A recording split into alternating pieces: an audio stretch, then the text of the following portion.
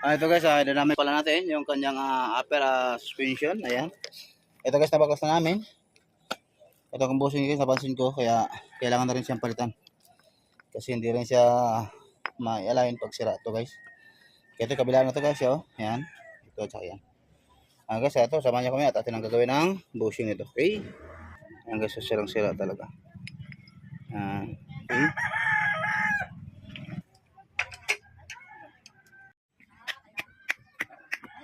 So ito na guys, nabilog na natin. Ayan.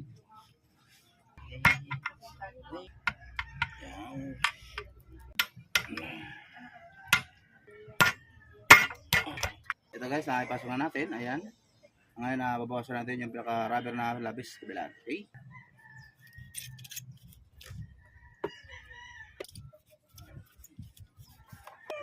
So ito na guys, ang ating finished product. Ayan, ngayon samahan nyo kami at ating